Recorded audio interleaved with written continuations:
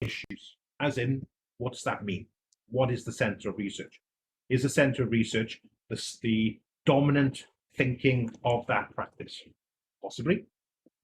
Peripheral would be perhaps either older ideas of theories or approaches, and they're no longer center. So center in that context will basically mean the current dominant thinking or practices. If I ask you a question, do you think your work is peripheral to the mainstream, or do you think your work is center? Where would you place yourself? At the center of it or on the outsides? Or is it a combination that you move between the center and the peripheral? There are different approaches you have. Now, if that is the case, how does that affect your work?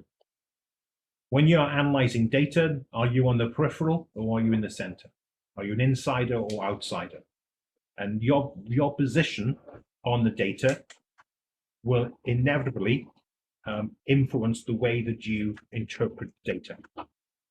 So in the articles you're writing for me and the other modules for Rita and Kylie, I suppose what you have to consider is there a consistency in your position within the 4 elements, within 2 articles, presentation, and their essay?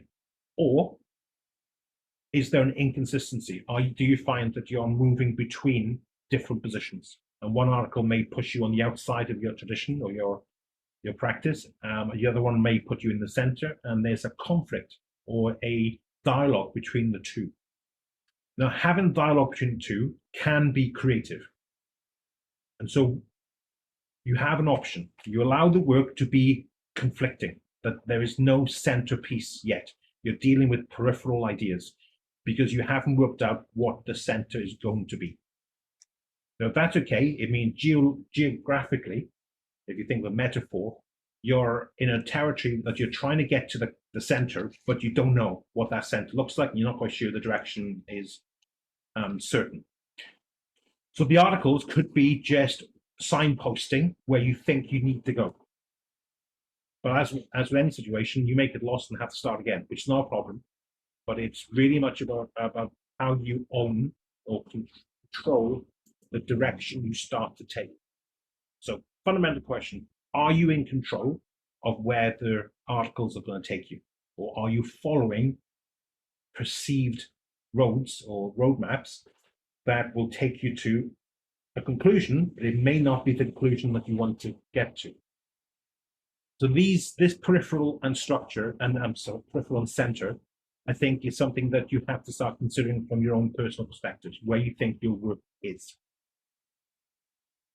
I mentioned people in September would have heard this, but I'll do it again because it's a different context. Heteroglossia is a term by a Russian. Can I say Russian anymore? Am I banned from saying Russian? I don't know, in Britain, Russians are banned, aren't they? So I'll just say he's East European. He keeps saying from Russia. But he came up with this idea of heteroglossia, and it was the idea that when we speak, different voices are found within our own discussion. And those voices can be cultural, it could be family, it could be a whole range of things.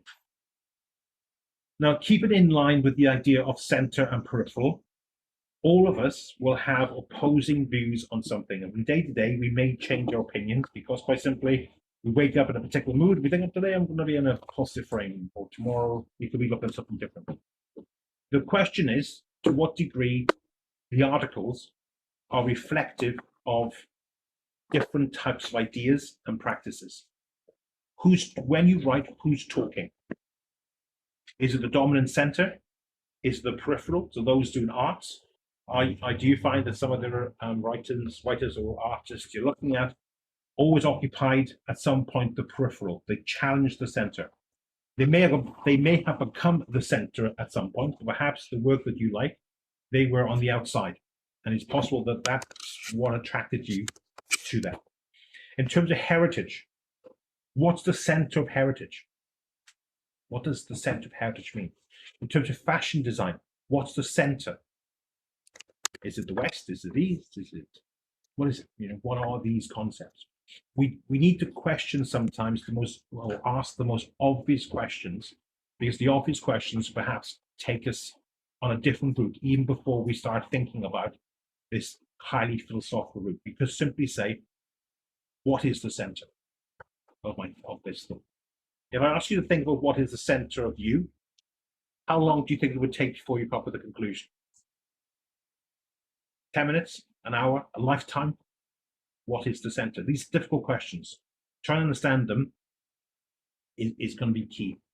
So he came up with this idea of 3 different approaches to linguistics. So anyone doing interviews or surveys, you can consider this. So he talked about it being a social ideological language, which, if you think about it, specifies points of view on the world formed from its verbal interpretation.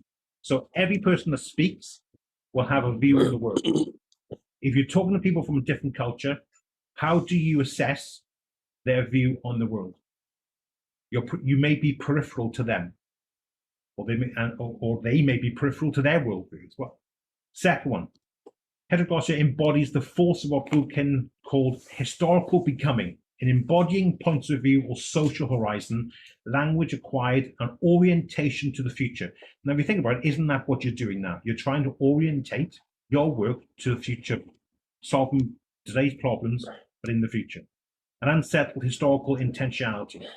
And thirdly, and this is, I think, key, heteroglossia was a subaltern practice. Subaltern means those who were influenced or enslaved by Western ideas. Subaltern is normally used for India, but it can be used by any culture that basically had global Western colonialism politely knock at their door. Heteroglossia was subaltern practice concentrating a number of cultural forms, all of which took a parodic or ionizing stance in relation to the official literary language that dominated them. So idea that there's the center in this context was the English language or the English culture. The peripheral was the culture that was invaded. So in terms of me, Ireland was the peripheral, even in Ireland, because the center became English or British.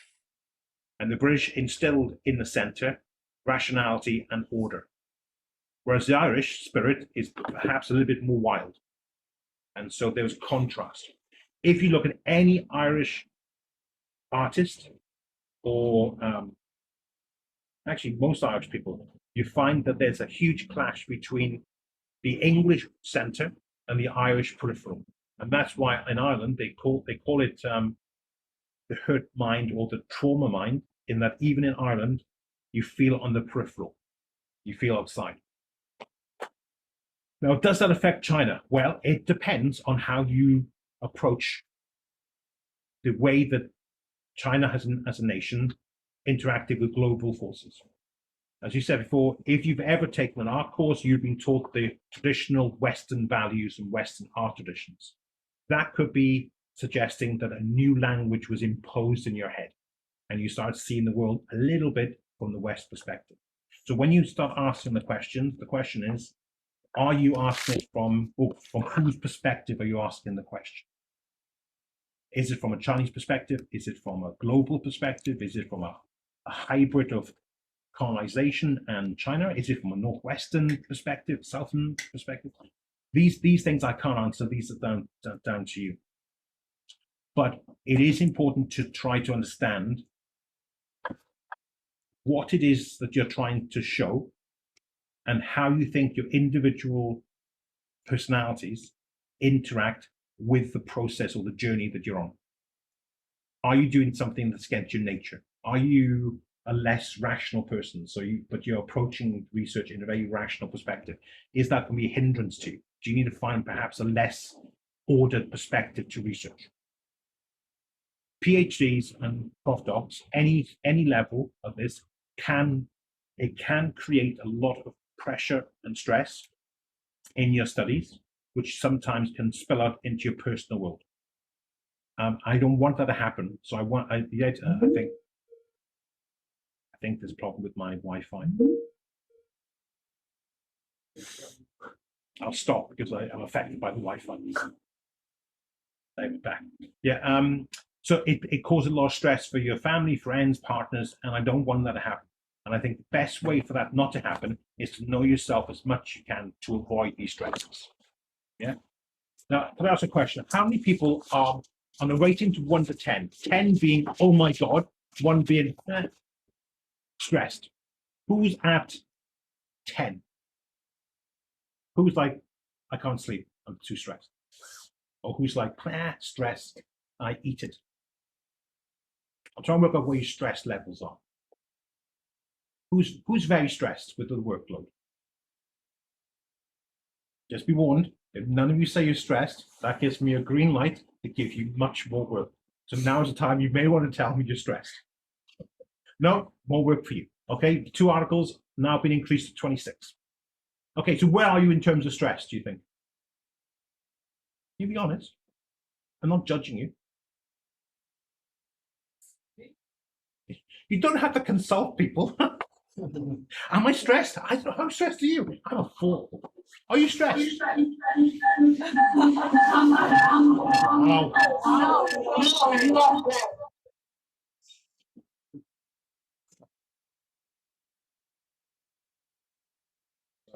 That's okay. That wasn't done for effect. So none of you are stressed. So the ones emailing me at 2 o'clock in the morning last night with work, not stressed. Yes. Not stressed. I'm getting slightly stressed by this weird echo. It's freaking me out. Okay, so the question is center or peripheral. If you get stressed, it is possible you're doing something that is not efficient. And it's possible that you're not following what is natural to you. So the question is, what is a natural position to take in these articles? Now, I have to say, I'm not structured. Can't do structure. I hate structure with a passion. It's my Irish DNA. I can't do structure. Yeah, no, I can't structure. I allow my brain to go wherever it goes, and if it goes down blind alleys, I'm like, that's okay. I can't do structure. I can't do linear. In terms of Nietzsche, I'm far more likely to approach it with a Dionysian perspective, chaos. So in the chaos, I think you find creative power. In rationalism, I think you find predictable approaches. I don't know if reason takes you all the way to the conclusion. It can take you so far and it's a useful tool, but can it make you break down new borders, new barriers? Can reason do that? Reason can be risk averse. You just follow what is almost guidance, logic. Do you think it's possible that what you need is something a little bit, I said last week, anarchy, chaos, to try a new approach? Can you read that, or is it too small? I'm not going to sing it, so you're lucky. I'll read that to you. It's a song, a very famous Irish song. My young love said to me, my mother won't mind, my father won't slight you for your lack of kind. Then she stepped away from me, and this she did say, it will not be long, love, till our wedding day. She stepped away from me, and she moved through the fair, and fondly I watched her move there and move here and move there. Then she made her way homeward with one star awake, as the swan in the evening moves over the lake. Last line. Last night she came to me, she came softly in, so softly she came that her feet made no din. As she laid her hand on me, and this she did say, it will not be long, love, till our wedding day. What do you think is happening there? If you're Irish, you would know this instantly because of the culture. What do you think this is? It's a love song, yeah? Or a love line. But what's happening here?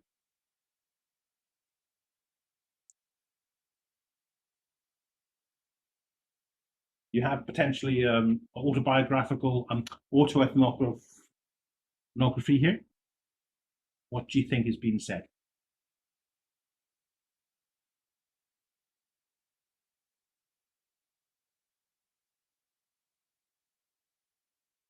Who thinks it's simply a guy talking with his partner and they're going to get married and that's it?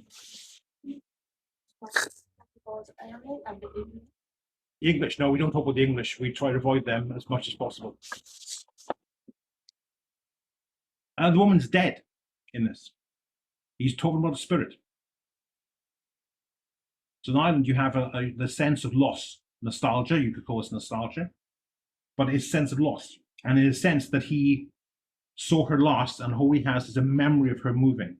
And when he speaks about one star above in the lake, he's given it an idea, a very stereotypical, what Jung would call a collective memory of Ireland, very much a rural place, untouched by civilization, in a post-colonial sense, untouched by the English.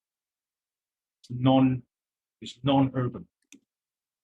And the fair would have been something where Irish people would have just met, and it would have been a big event, and it'd been very, very rural in sense. Now I'm going to play you a song, and I'm going to stop it after about 5 seconds or 10 seconds. And I want you to consider, what do you think the music is telling you about the culture?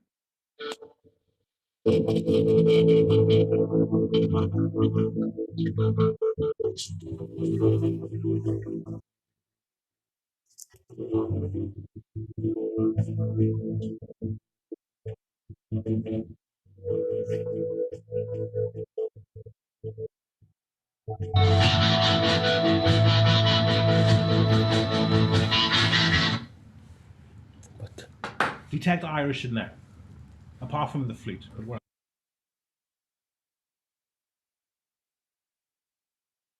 Once again, Irish know what this means instantly. Do you notice the almost army-like rhythm of the drums? I'll play it again.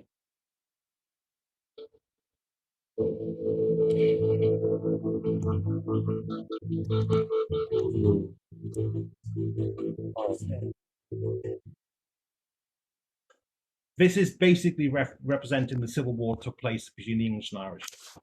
This piece was written for Cork, where I'm from, and one of the big fighters in that war, Michael Collins, was from Cork. This is a song that's talking about the Ireland of the past. It doesn't exist anymore. And he's talking about Irish tradition, but also the idea of the war, the things that shaped us. The independence war against the Irish, and the idea of the old past of Ireland, where it was less about local traditions. This anti-Kantian approach, or anti-European approach, which is the idea of order and structure, is something the Irish never took on, ever. But we have it because the British came and decided that we needed it because we were uncivilized. Bastards. But the point is with this, is that if you interview someone from Ireland, I'm hoping that maybe we can go to Ireland actually in a few months' time to Cork. What you'll find is that they speak English, but the way that they see the world, and the way that, the way we see the world and the way we approach things, does not share any similarity with the British. So culturally, everything is different. Now, I bring this in because I want to just talk about Beckett. Beckett, as a young man, saw the fires burn over Dublin of the English and the Irish fighting.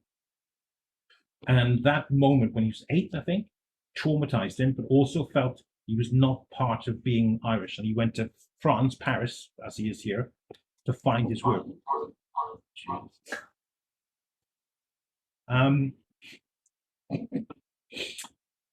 Introducing some absurd. Now, what you find in most Irish art is the concept of the absurd.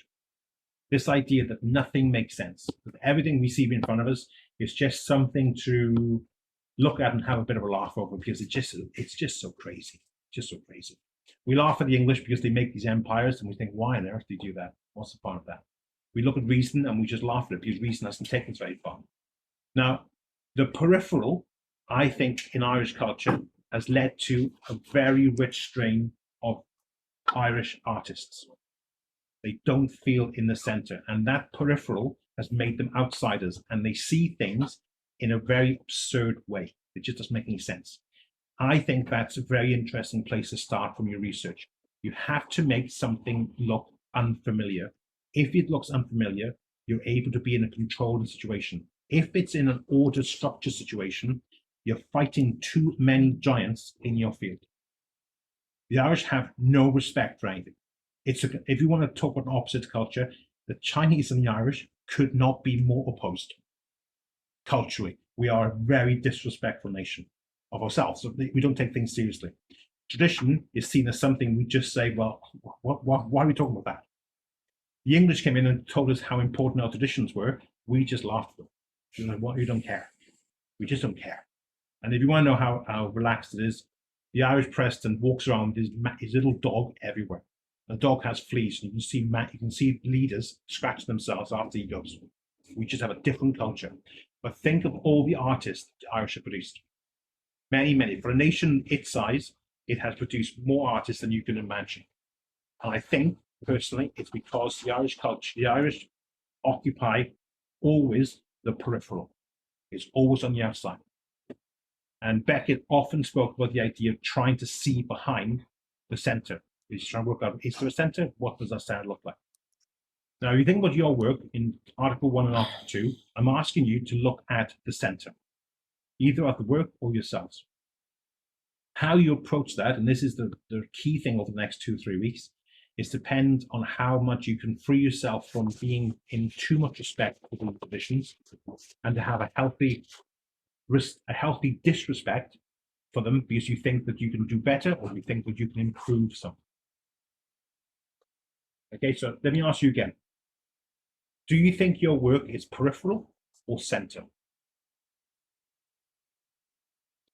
You can be honest, I'm not going to judge you if you say center. I'm going to judge you. I'm not. Do you think your work is center? Do you think your work is predictable, conservative? Do you think it's going to produce the work that's been done a million times before? In which case, why even bother? Why try? How do you think you can make yourself create a peripheral argument? To come from an angle or a side that perhaps no one expected. Where do you start? Does it start with the first line, a quote? Does it start with a problem? Does it start with the recognition that finding this particular new idea is a difficult one, and that can become part of the article itself? You may want to use the article to talk about how do I find the center and peripheral. Yesterday, Sophia, you mentioned the idea of a literature review. Maybe the literature review is looking at the relationship between the center or what is accepted as the norm and perhaps pieces of work that are not accepted as the norm. And say, okay, well, can these cause a clash in some way? If so, how? Evolution starts with an if we go for an evolutionary view, evolution starts potentially with a development, or an introduction of something. Revolution starts with breaking up everything built for thought. What's your approach? Evolution or revolution? Don't stop burning chairs. Evolution, yeah. Who thinks their ideas are more evolutionary than revolutionary? Gary said evolutionary. Anyone else want to put themselves up there as a revolutionary? Yeah. Revolutionary, okay. Okay, how do we approach different evolution and revolution? How do you approach that differently in your writing? Doesn't it mean in an active sense taking control early in the writing process or the ideas? Does it mean demonstrating what is before what the problem is and saying what you're going to do to break it or change it? Revolutionary ideas require a systematic, to a degree, or at least an emotional reaction to something that you want to change, because you think it's bad, or it's not work, or not bad. Perhaps it's just not helping enough people at the right time. Evolution is the idea of process. And I think the world has experienced both revolution and evolution, and I think who knows which one works best. But I think you've got to work out for yourself which one you are. And if your psychology is more evolutionary, that's fine. But then ask yourself, do you make the ideas that you're happy with?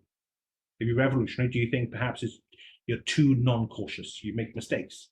Is that a worry for you? Or do you think, it's a mistake, we'll just try? Can I have a hands up? Evolutionary thinkers, don't be ashamed. Who's evolutionary in the way that they process ideas or they make their process in work?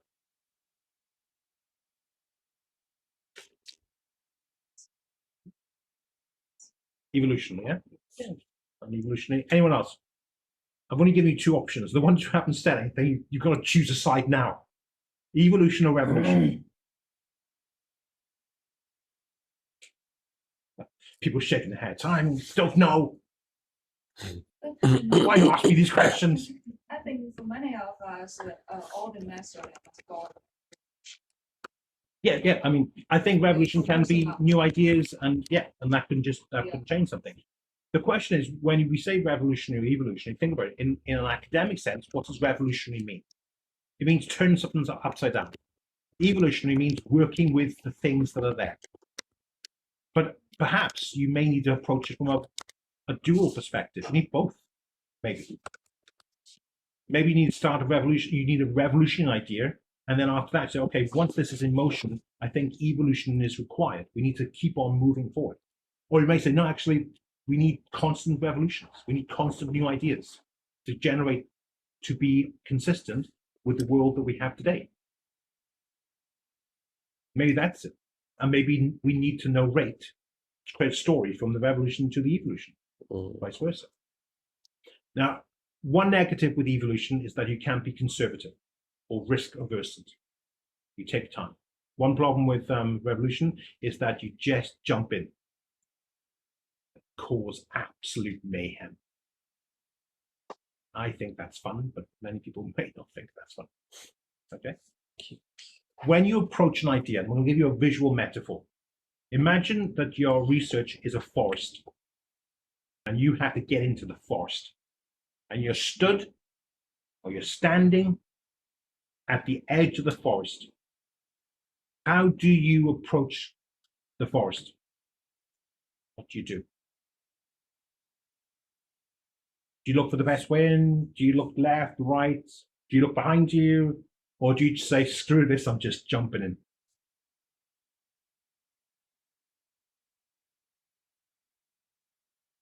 The fact that you're thinking this suggests that you take your time before you go into the forest.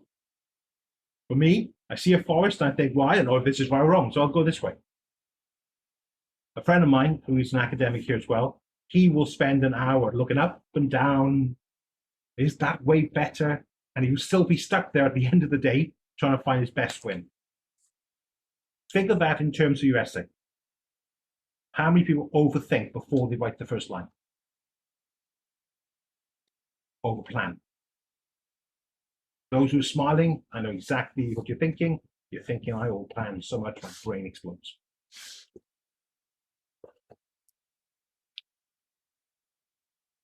So here is a little test. Today, this morning, now, you're going to write the first paragraph of the article. I don't want you to think about it. I want you just to do it. Don't overthink. You say, this is my position. I'm going to just say this. And you write it down. Don't worry about quotes. You put in the introduction basically what it is you want from this piece of work. So, to repeat, no overthinking. Just do it. Nikki, don't look at me. Don't overthink. Just do, don't look, just type. Just write it down. Use your own personal thoughts, your philosophies, everything you've learned to write that first paragraph. You're intelligent people. You have a history of ideas. You have a history of doing things. But perhaps you're fearful of putting yourself in the center because you see yourself in the peripheral. If you're on the peripheral, you will take time and you try and measure what's needs to be said. Let's try a revolutionary approach. We just write it. Okay, so get your fingers out, move your fingers towards your little laptops, and I'm going to give you 20 minutes to write the first paragraph, 200 words. No research required. Your brain's all the information you have. Just write it from the perspective that you have now. If your idea is about identity, you talk about that. If it's about fashion and sustainability, you talk about that. If it's about user interfaces, you talk about that. Don't think it. Just do. Imagine you're Irish, but don't get drunk. Get drunk later.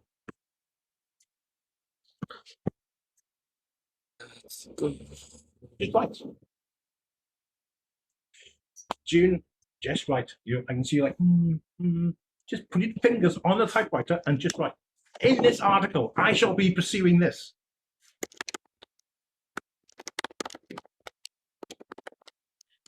Gary's either typing or he's worked out how to make me shut up by pretending to type. So yeah, if I type, he thinks I'm typing. type any. Typing anything, yeah. Netflix. My name is Gary and I don't know if I was. Just write it. If you feel awkward, then that's fine. Just embrace it.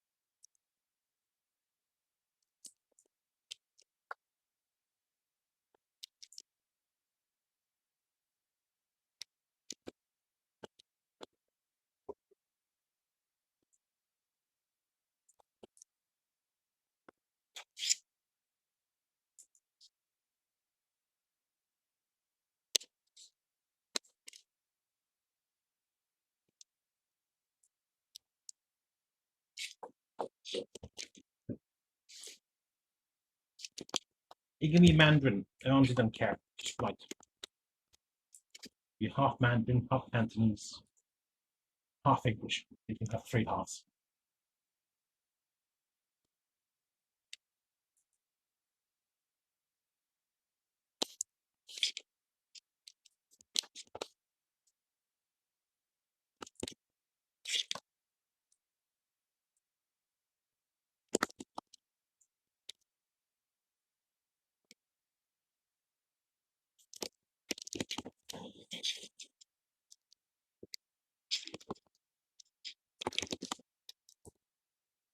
Nikki, you're overthinking so much, you're affecting the lights above you. She's interfering with the lights.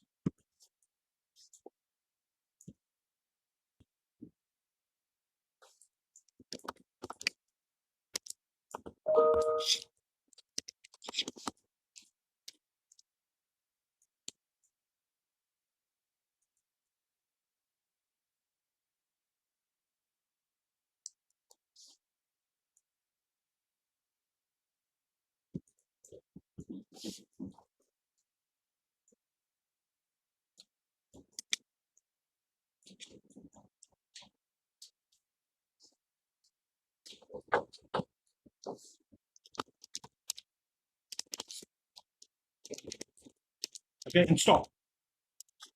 How many people use the word I in their first couple of sentences? 1, 2? No? Okay. Those who didn't, what the hell are you doing? I said, write about what you want to do. How can you write about what you want to do without putting I in there? So start again and put yourself in the sentence, yeah? I want to do this. In this essay, I will discuss this. Put the I in there. Personal pronoun, I. If you don't do it, I'm going to make you sing and dance in front of the class. So start writing I.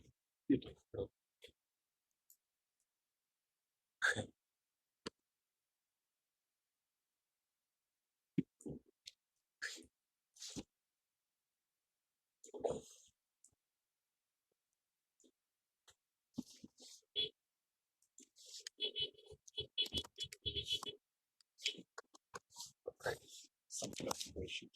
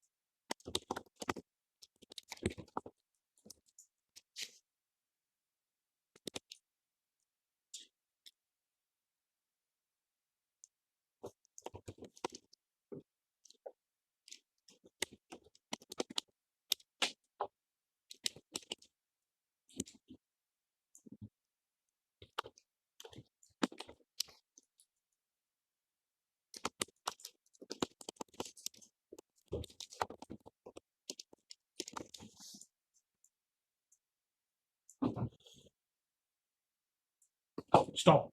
I'm going to frustrate the crap out of you today. I'm going to love it. Okay, so stop. Read the first line to yourself. Who's talking? You or your teachers, your tradition, your culture? Who's talking? Read the first line. Look. June's looking at me like, "What are you talking about? You absolutely little."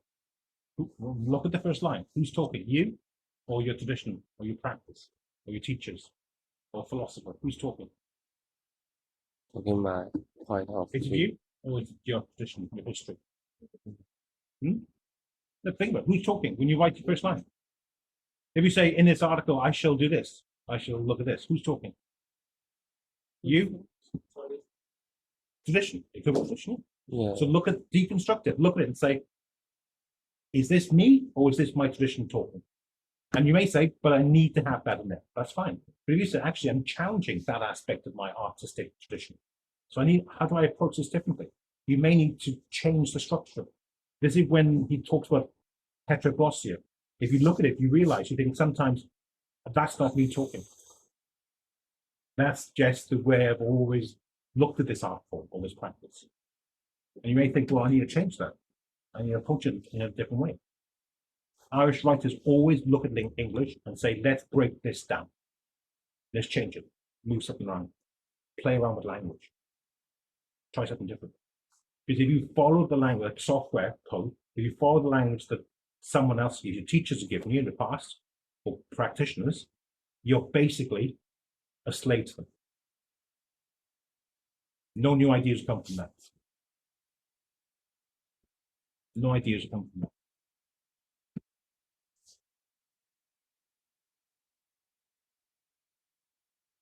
Look at that first sentence again and ask yourself, who's talking? Is it the right tone? Do you want to change it?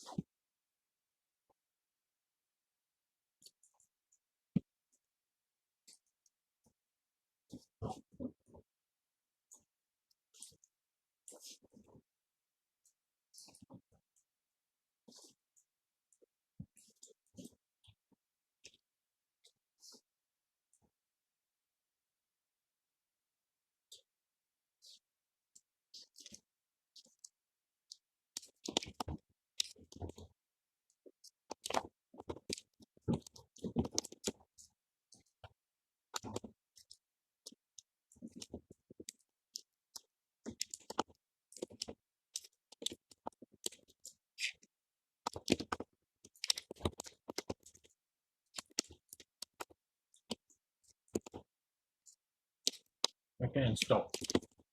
Look at what you've written. This is the first task. How many voices do you think are present within the first 2-3 lines of your work? If you could identify where these ideas come from, where do you think they come from? Business model, artistic model, design model, cultural model. Where do you think it comes from? Technology. Technology, okay? So discourse, that's a discourse of technology. What else?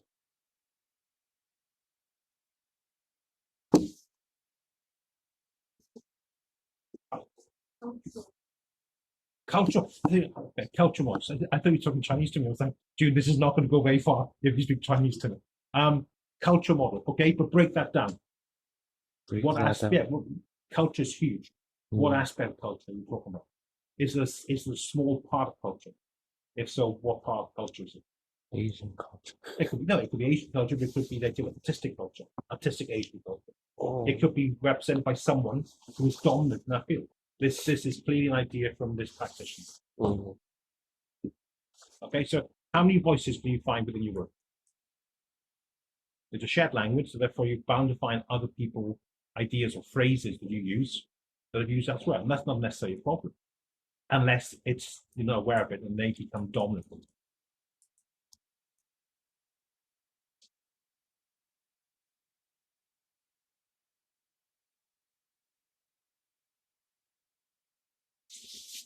maybe 3 to 4.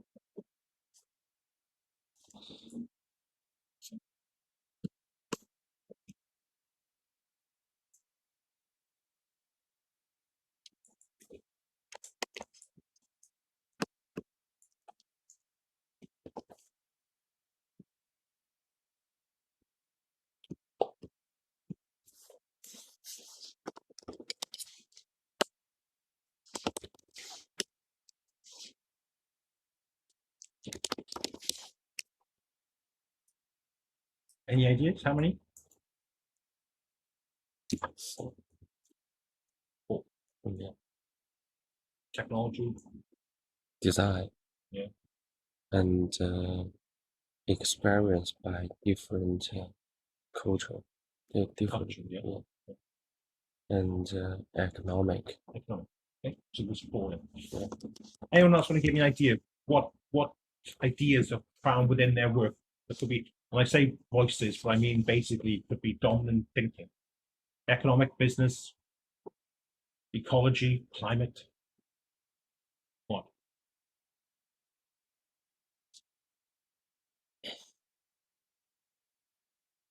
Don't be shy.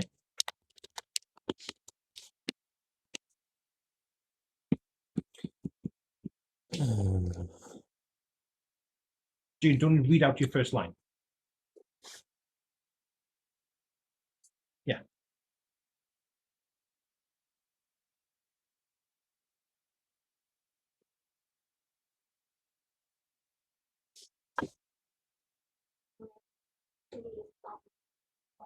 June, just read your first line out. Don't overthink it.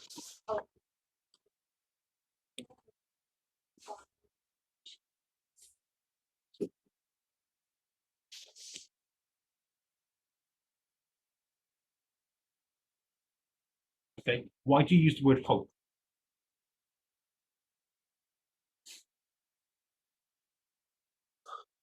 Because you're Chinese. And you show respect to the topic. You don't want to assume, you don't want to come across that you're arrogant, you are going to change something. So hope to show this. It's polite, isn't it? It's polite form.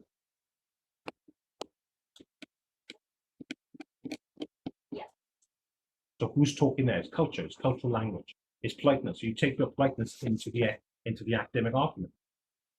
Yeah. Now I'm not saying it's a bad thing, but that's an example of how a cultural part of your past suddenly appears in your writing. I hope to, as opposed to I will. If you wrote I will, do you think that would sound arrogant? Yes. So you hit the cultural barrier immediately. In your PG1 forms, there's a very good chance they will say, no, no, no, you've got to say you are going to prove this. You will do this. If you say, I hope to, they will turn around and say, maybe not. Now, that doesn't mean they're right, but it means that the traditions and what they think is academic language, or what you have to do, the active voice, opposes the passive voice. That's a simple word change. If you say in this article, I will explore A and B, whatever these things are, or I will discuss the relationship between this and this, it is setting you out in a more dominant position and a more forceful tradition than I hope to. You're suggesting maybe it won't work. I hope to live forever, but science tells me I may not. Yeah? Although we could break it, you never know. We could be the first for immortality. Actually, life sucks, so I'll die. But in terms of that, it's that. Anyone else want to give me an example? I can say that my aim is to better introduce about Still very polite. My aim is to better introduce. You're saying you're thinking of the reader as opposed to what is that you want to think, what you desire in the piece. purpose. Yeah. And the next sentence I will say I will analysis. Okay, what happens? You start off by saying something in a way that you said the purpose of this article is to demonstrate the need to change our attitudes towards something. Background. Yeah, and but you can then talk with That's that. But you start with you. You start. I want to change something. I want to argue against something. I want to demonstrate. Yeah, prove. Just it's a concise way of talking, as opposed to if you say I want to better understand something, you're deferring what the substance of this conversation, this thing is. You've got to go directly to the point. Imagine you only have 30 seconds to capture the attention of a person's attention. How are you going to get that person in 10 seconds? One line to make think that's an interesting line. If you've got abstract conferences, the first line can pretty much make someone read it or not read it. It's like advertising. How do you hook someone in? Sometimes you have to be a bit more direct, a bit bold in what you say. So go back to your first one, June, stop laughing. Go back to your first line and make the first line strong and clearly identifying what it is that you want to do.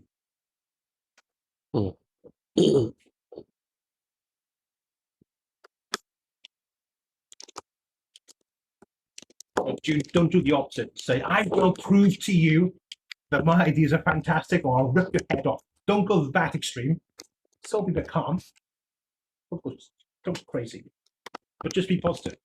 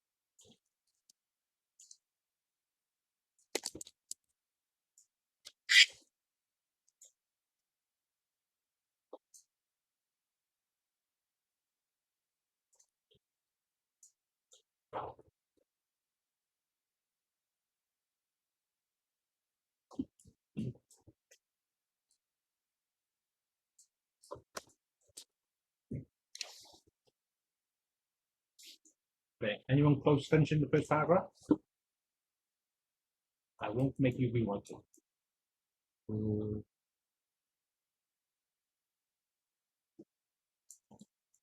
Okay, so if even if you're close to it, ask the question: the voice that you tried to create here, is that the voice that dominates your practice? Are you speaking perhaps more like a practitioner than this idea of an academic? Which is still, I mean, of course, we have to speak an academic language, but perhaps we're getting closer to your voice as a practitioner. Perhaps that's the dominant voice that you need to introduce in your work. How you approach your practice should be how you approach ideas and the way you write about ideas. Okay, so who thinks they're talking more like a practitioner or practice-based thinker? Yeah. June, what do you think? June just rapidly put her hand up. Yeah, just stop asking me questions. I'm going to say yes. Just stop asking me questions. How about everyone else?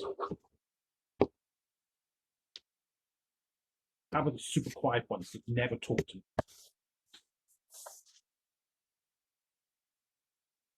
Not talking to. Think about the voice you have, yeah, in your writing or in your practice. That voice is created by something. For those of you who define yourselves as practitioners, you've suggested that this practice is more core or center to what you are. The academic world currently could be peripheral. And you're trying to find a way to move the two together in some way. But what happens if your practice work is maybe not a center? It's center in your life, but maybe not center in the world of practice. How do you start building a bridge between them? Now, in the second paragraph, in this introduction, you may want to say the relationship you have with the dominant ideas of the time. Say personally, my position is not supported by the majority of practice. It is a different perspective. You can locate yourself on the outside, and that's fine, because then you're demonstrating to the reader that what they're about to see is your attempt to move from where you are to where you think you need to be. And at times that may crisscross or intersect with new ideas and new approaches.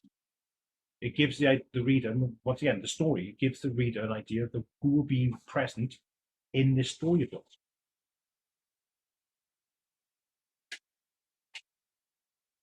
It's a way to try to create something consistent.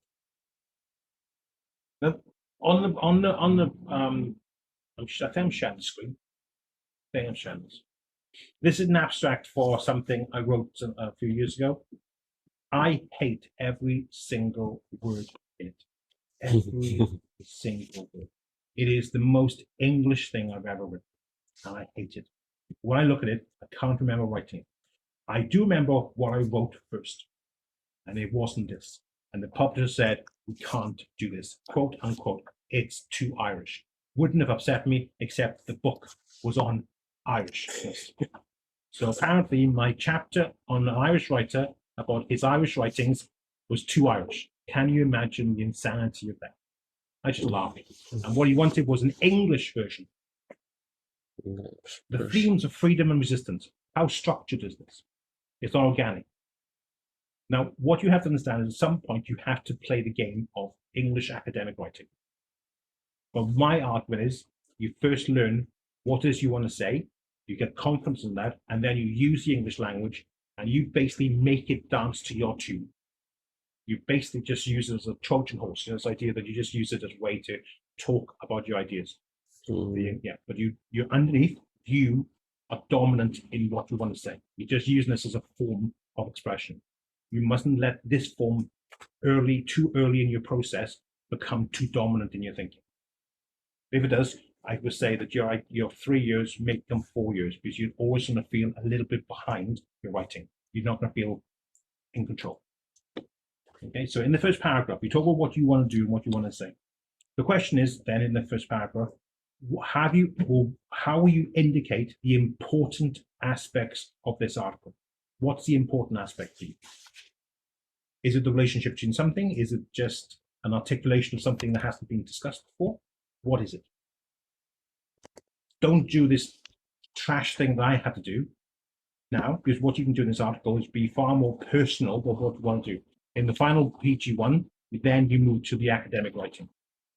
But you're allowed in this particular instance to write in a different way, find a different tone. So what's the core thing?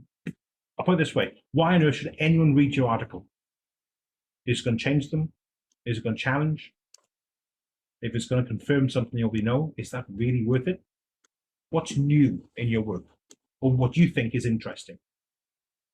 So what do you think? Who thinks that they have a very interesting argument in their work?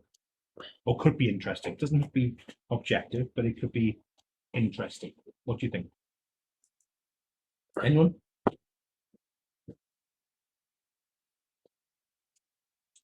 Argument. Revolution as opposed to evolution. No one thinks they've got a new idea?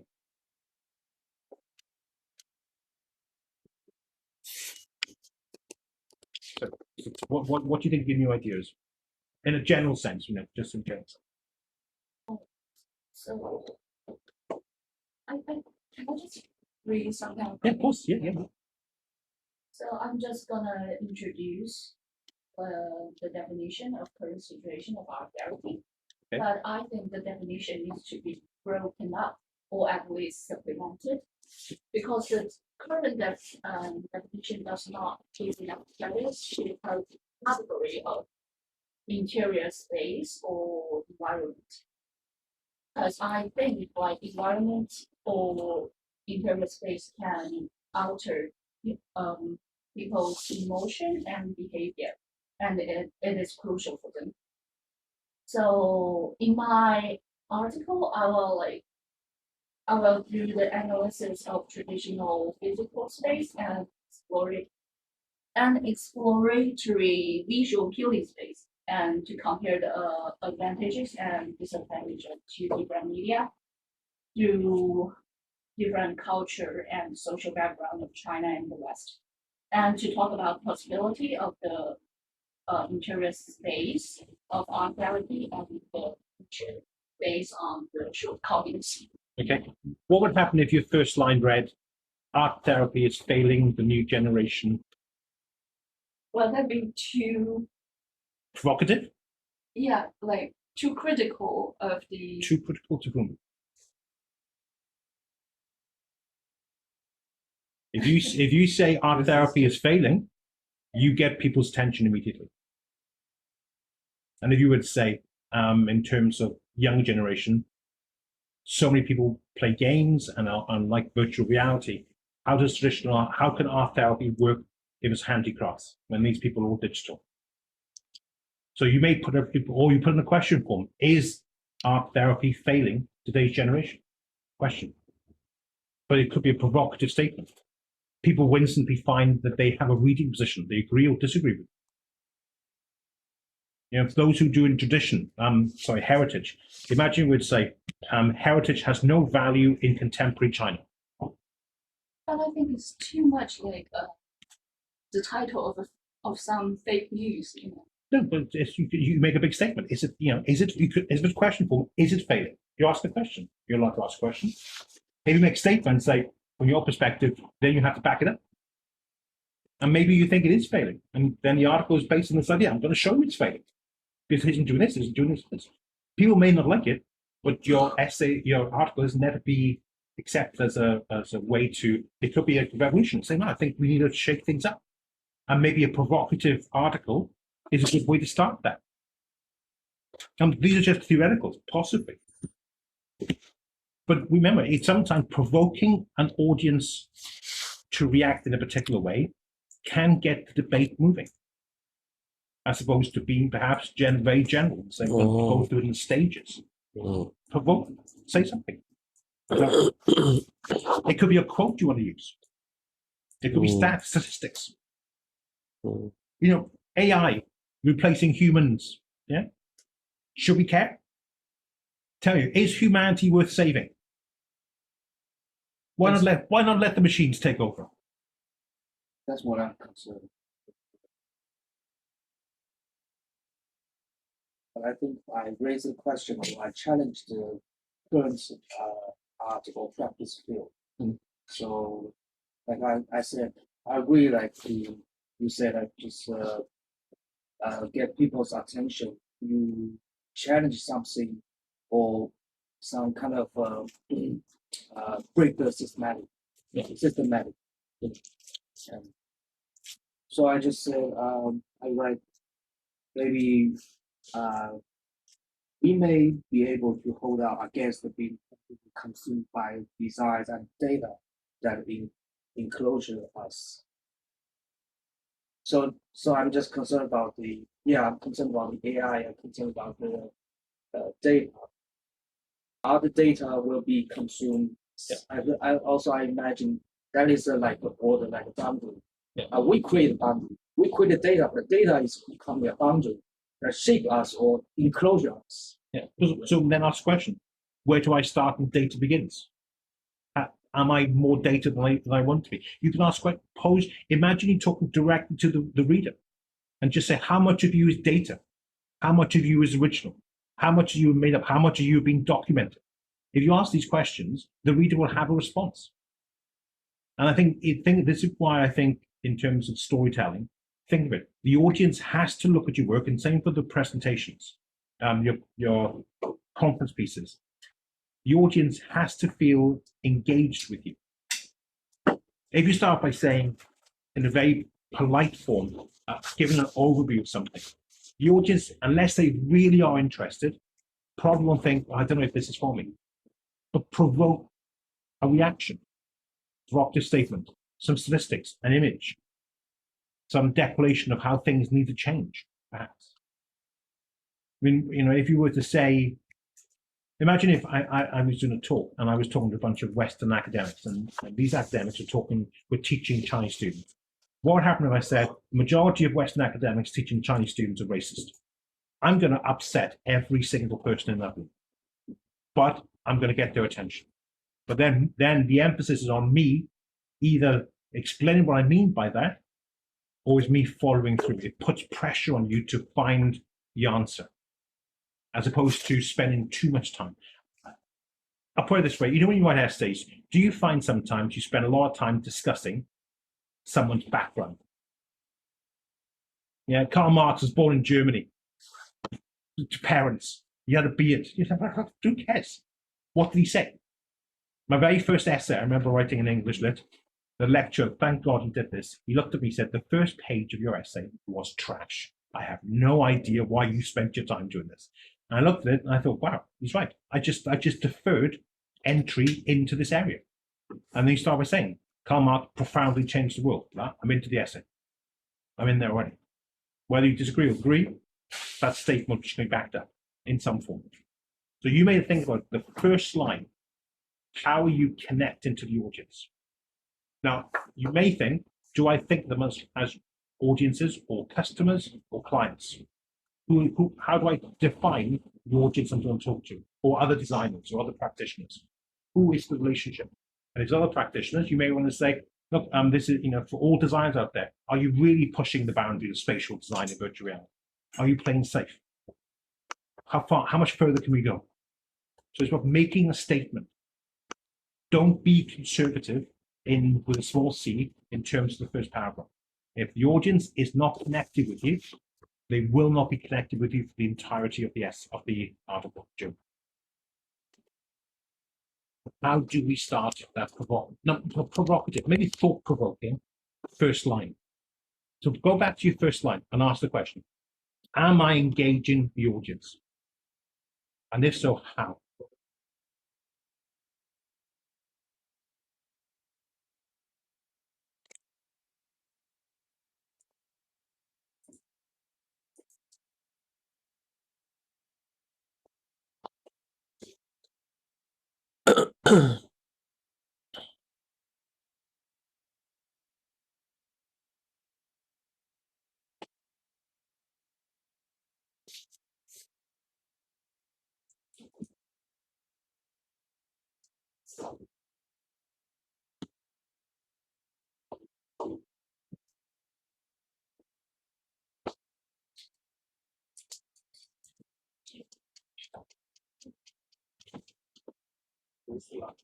First line. June, first line. Make it engaging. Don't think, do.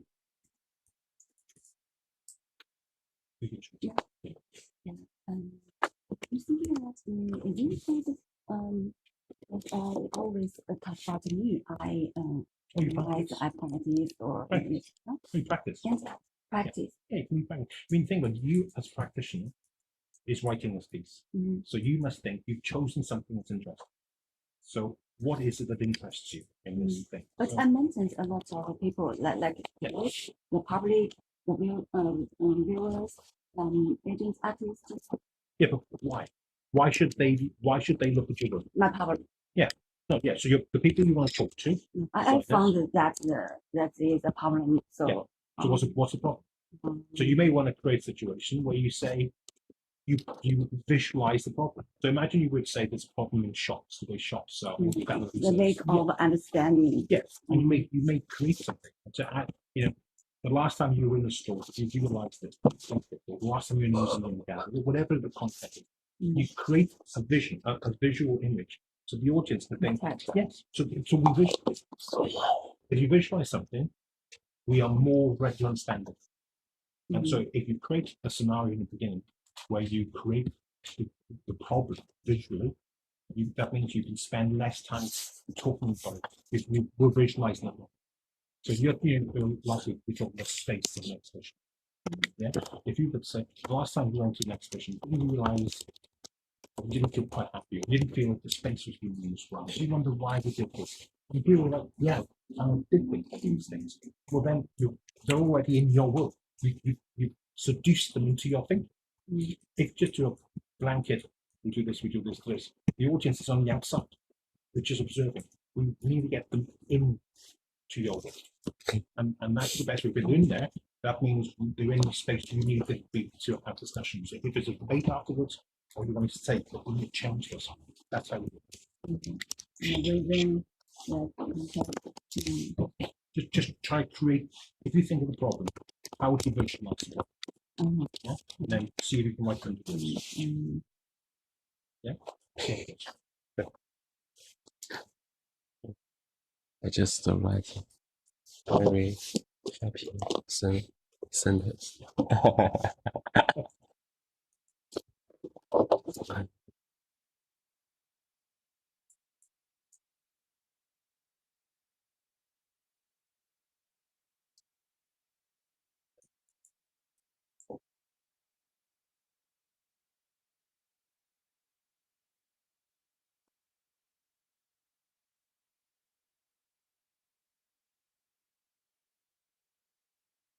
Engaging.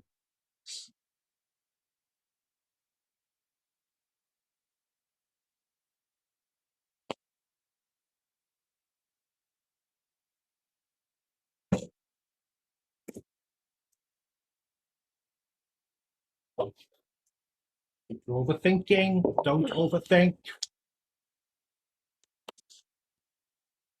Just write it. If it's not pretty good, you just do it again. Just write. Most of us in this room will be visual learners, in which case we see things in a visual form.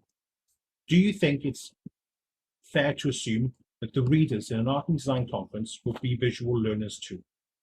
So can you create a visual image in your first paragraph to demonstrate to the audience something that you think is important? Make it obvious.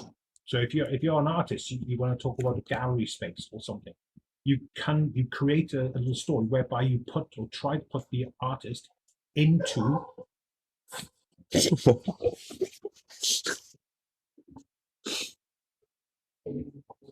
you try to put the artist into that space. This is why Irish is fantastic. The absurd, you're just part of life. Yeah. Can you put it into that audience? Make them feel as though they're present. Postmodern writers do all the time. They try to create a situation where you make the audience aware that you're reading a story, but in so doing, it hopefully immerses them into your idea.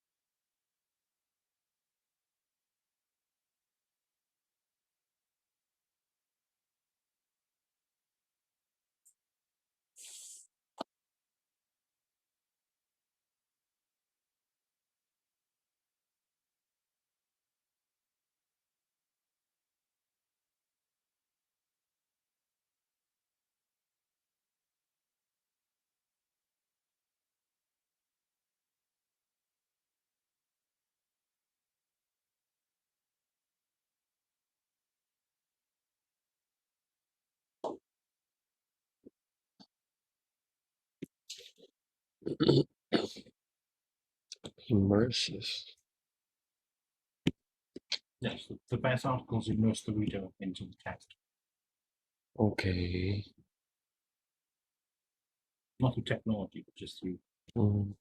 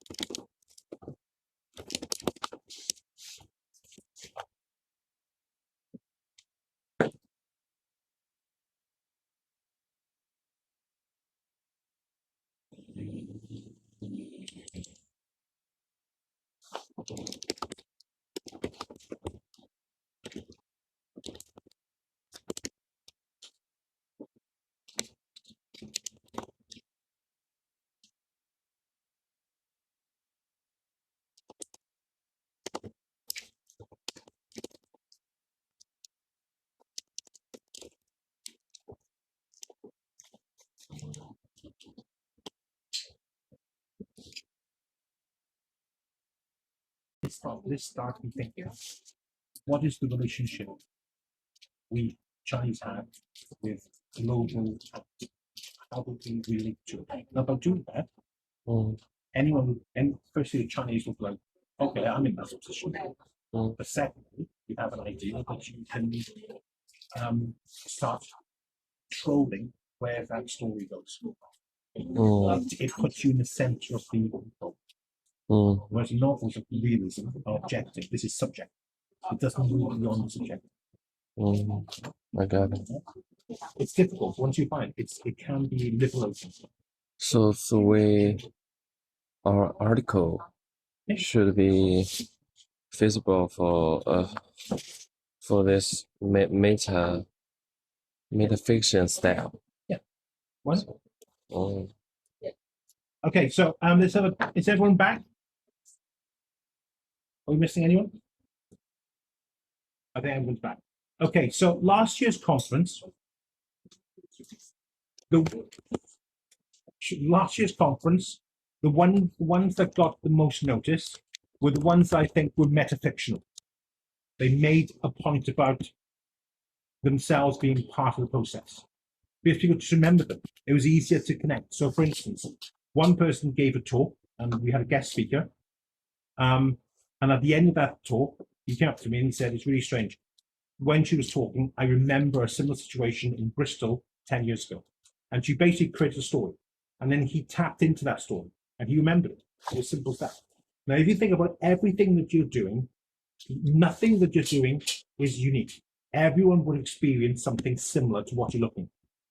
You know, so whatever your practice is, everyone's experienced that practice in some form. Now, can you find something that's a generic experience that you can use in your article? So I was just saying to Gary that one of the things, if you were to write something like this, as I write this article, I'm aware I'm both a designer and a consumer. And I'm trying to work out, as I talk to you, which one is controlling this one. The designer would look at this problem from this perspective. The consumer would look from this perspective. Now the audience will think, well, I may not be a designer, but I'm a consumer. If the designer in the room, they'll think, well, I'm a designer and a consumer. Instantly, they're thinking of what you're saying. Now, I would say that's immersion. Personally, if you can find a way to connect to a story, people start imagining the story, you found immersion. If you find immersion, that means you can control where the argument goes. If the people are always on the outside, you are basically having a passive audience. They applaud you, but when it comes to questions, they won't answer, or they say, "Okay, awkward, I'll ask one question." It's the ones that can generate a connection in that sense. So that's key. Think about a generic experience that you think your practice and anyone who's experiencing something will go through. So if you're looking at heritage or culture or identity, everyone at some point feels part of a heritage or part of identity in some form. Everyone does. But what example can you give to make people think, yeah, I've experienced that? The moment they connect, that's immersion. It's academic immersion. Okay, so before we go on to the next bit, I want to show you the next module. I know it sounds bizarre, but we're talking about the next module, but it helps put everything into practice. So this on the board, you can see some terms of practice. And this is what you have to do, okay? So it's 15,000 words equivalent. Final major. I thought it was. Oh, let me check. Sorry, I thought I was showing. Let me download this.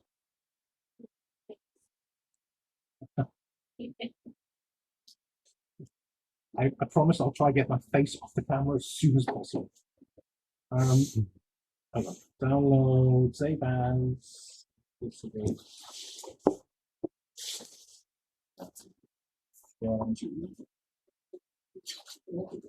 什么共享的？就他们以前不共享。因为他没共享嘛，他把共享屏幕关了。啊，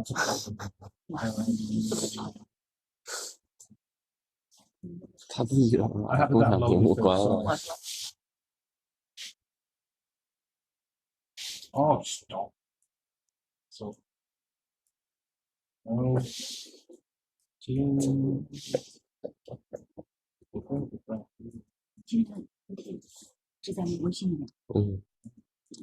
PowerPoint. PPT. PPT. Don't you use that English stuff with me? It's PPT. PPT. Yeah, even though it's exactly the same, but let's remove the English from this conversation. Just studying each other. Yeah, damn it, English. Localization. Yeah. I'm racist toward the English.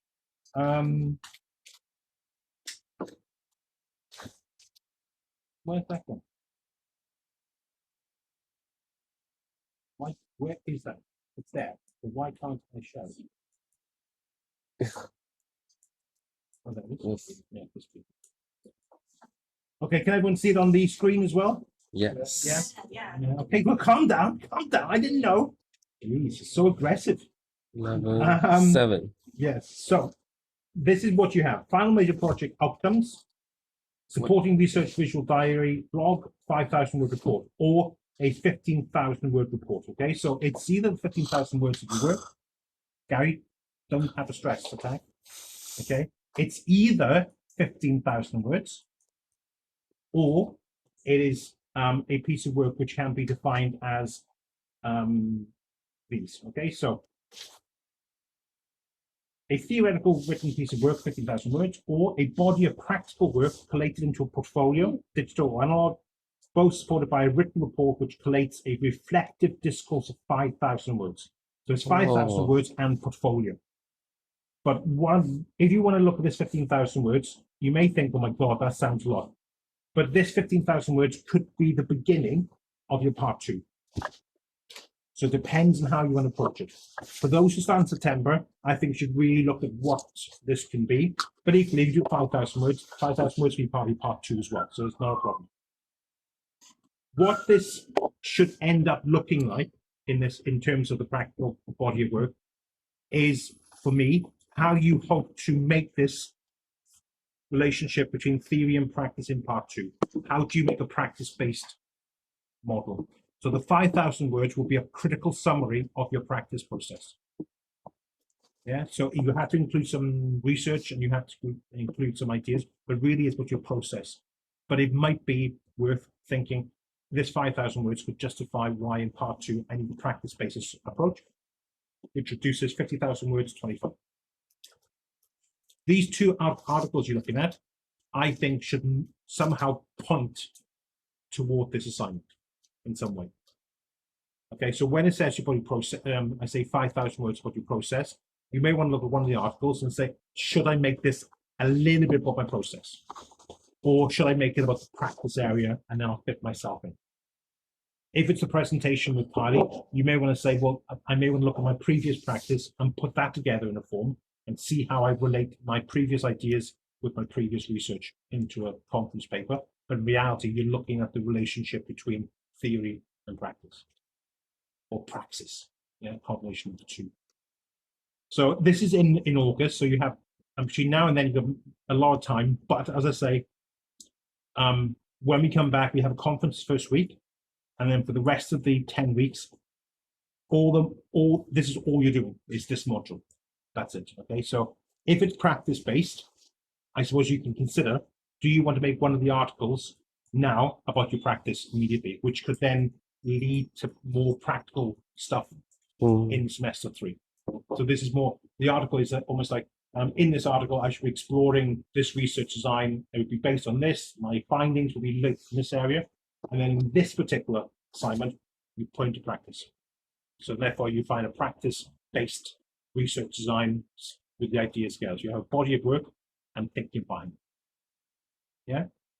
Does anyone have any questions about this? Because, you know, it's a big, this is the biggest module you can have. It's 60 credits. If you fail this, you fail the mod, you fail the course. Well, you can repeat, but every other module in the university system, 30 is fine. 60 is too big to you have to repeat it. So it's a very big module, but it's the only one you do. So any comments on that? Any worries? Any clarification needed? Is anyone thinking you're going to do 15,000 words because you're crazy?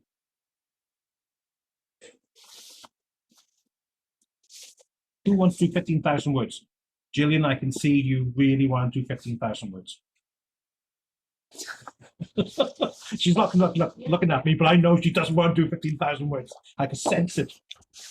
15. Yeah, you want to. Yeah, because you're on drugs.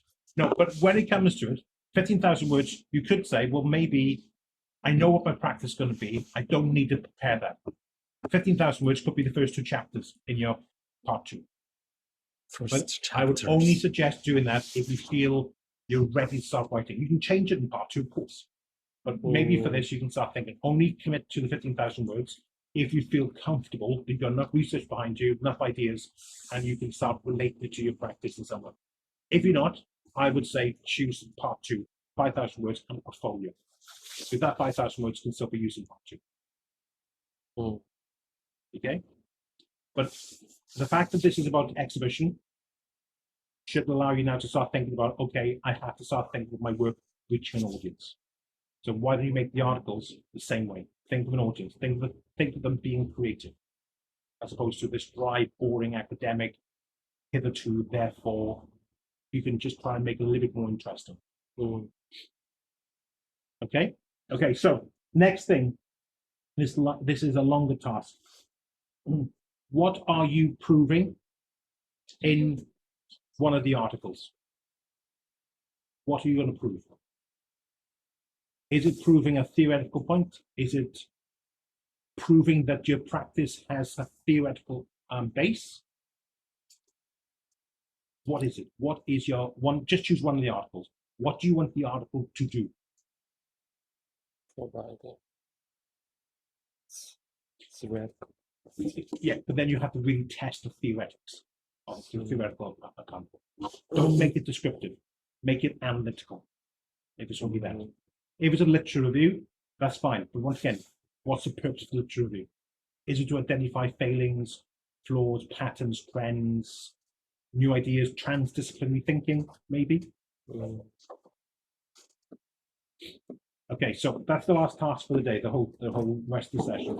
It's basically telling me what it is your article has to prove. It has to prove something. It can't just be a description. It has to point towards something.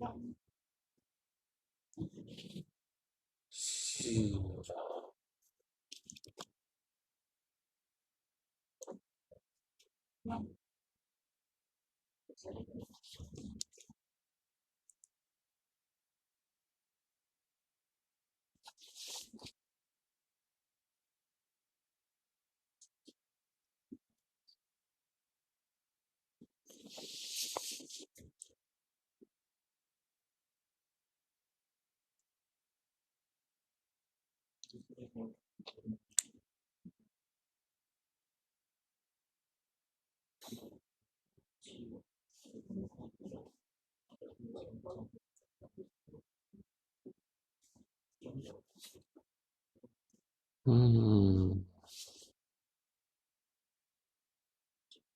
gonna choose two.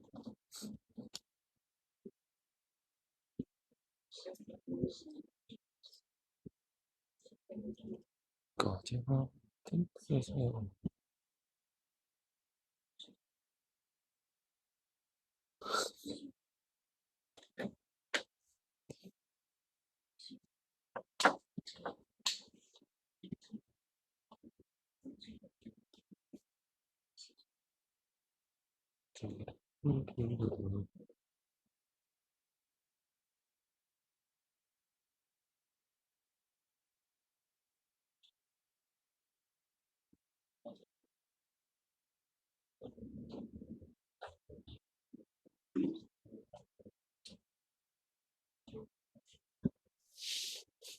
Tom Hardy.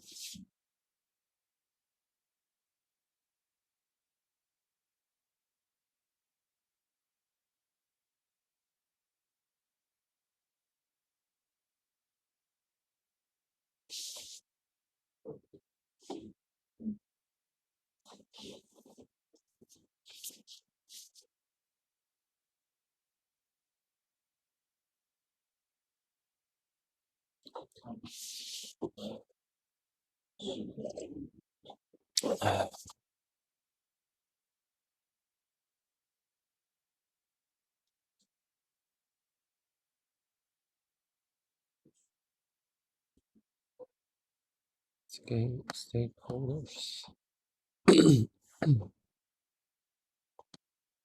Hmm.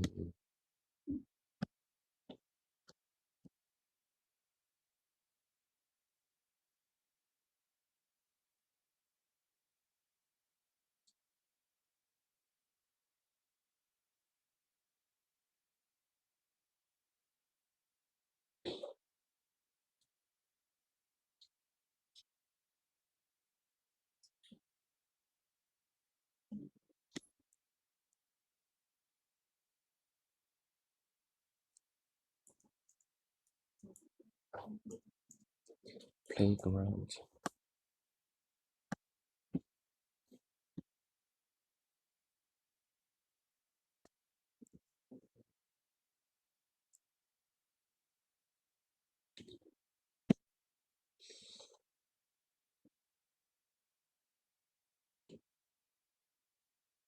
Each one has a different. Okay. Okay. Article.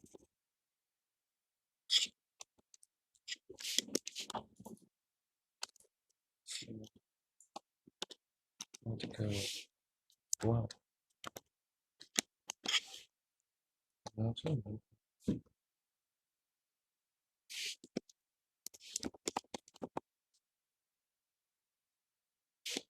Oh. Wow. Please.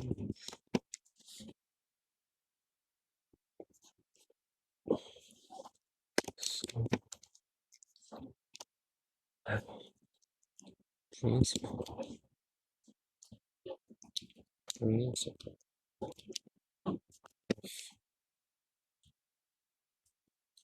International. Principle.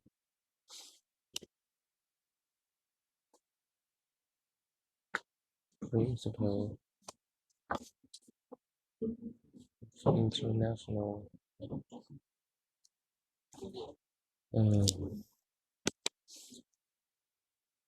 Well, when you think you identify what it is you want to prove, you then have to consider how you're going to prove you've done it. Useful. What the evidence, what data you're going to. This is where you test whether your assignment for Rita was effective. Yet you may want to change it for a deadline. Useful.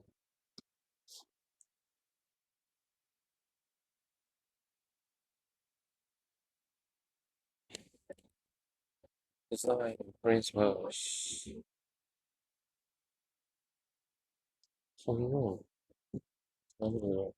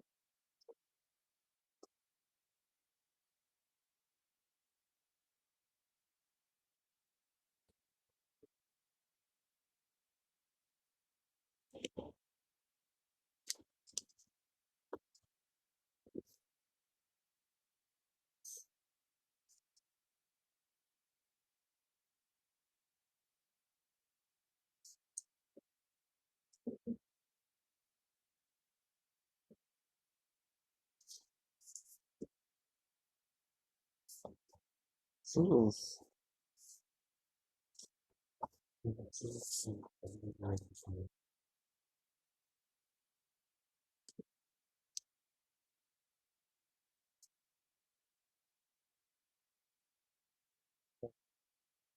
is some specific case result of our improvement.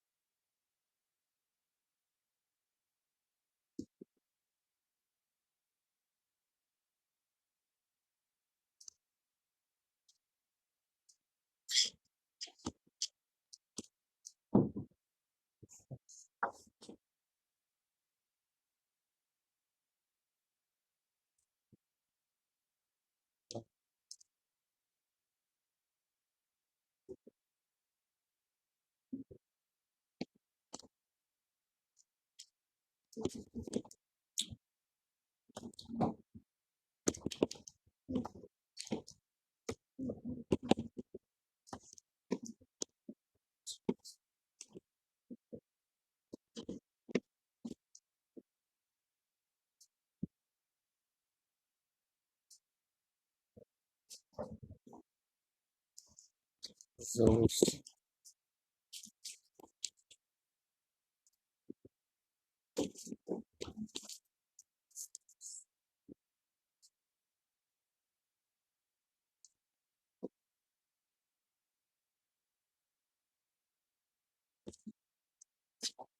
And no polite language. I don't want. I hope to. Will do something. Will. What else? That's not going to show there. what the fuck?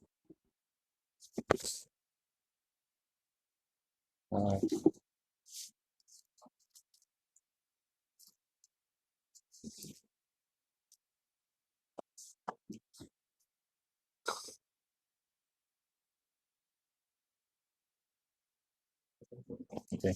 Try to remove general, and I want to be specific. What do you want to prove? What do you want to showcase? So rather than general and useful design, is there a particular type of design?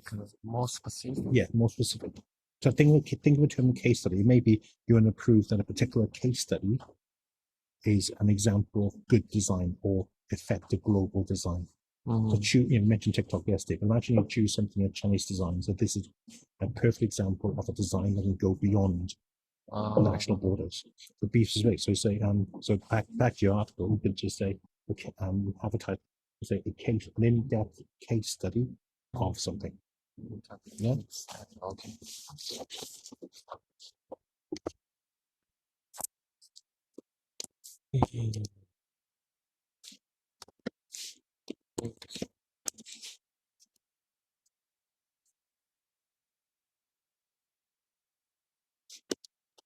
Um, yeah.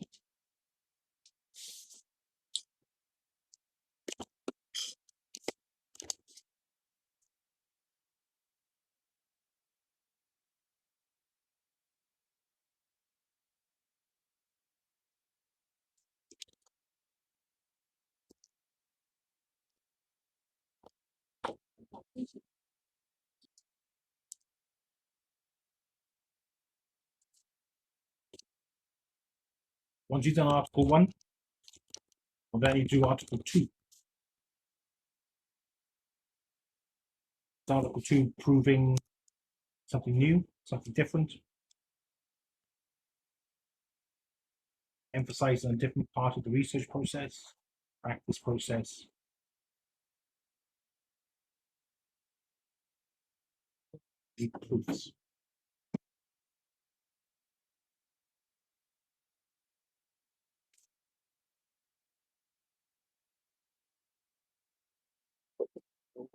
Proofs.